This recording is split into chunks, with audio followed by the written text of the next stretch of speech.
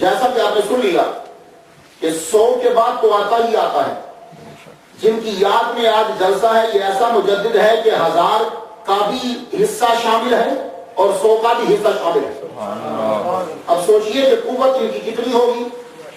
اب قوت کتنی ہے یہ سن لیجئے کہ اگر یہ آدمی ہاں کر دیتا تو مغل سلطنت اکبر بادشاہ کے بعد ختم ہو جاتی. ہندوستان کے اندر پھر اگر بادشاہ چلتی تو مجدد الفسانی کے بیٹوں میں چلتی.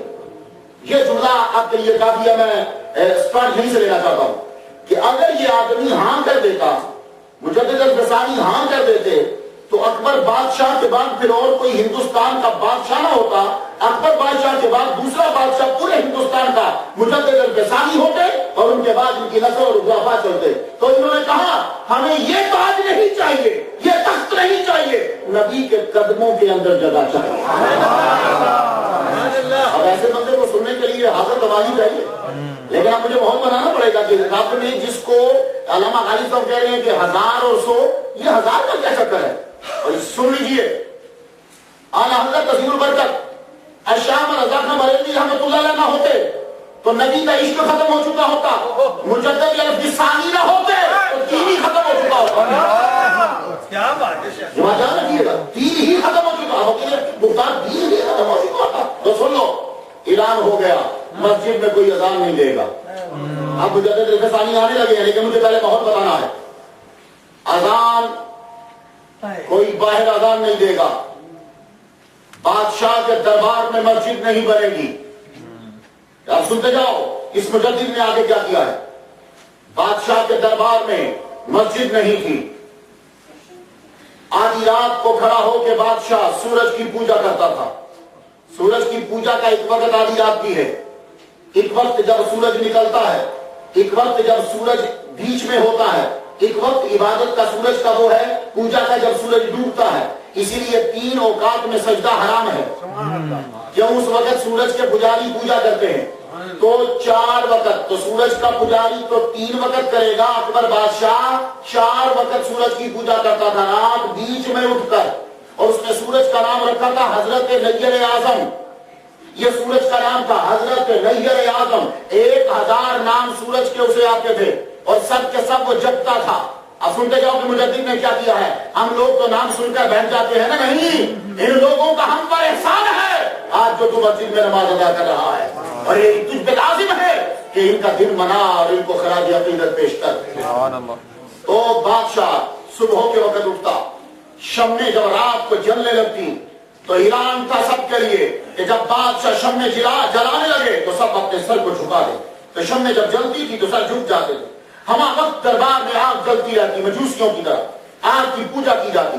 بادشاہ نے، اکبر بادشاہ نے آرڈر دیا کہ ہندوؤں کی طرح ایک زنار بنائی جائے، لیکن زنار جو ہے اس کے اوپر ہیرے لگے ہوئے ہوں، خوبصورت مرصع ہیرے جو حیرات لگے ہوں. بادشاہ نے ایک ہندو کو بلایا، کہا اپنے مبارک ہاتھوں سے مجھے پہناؤ.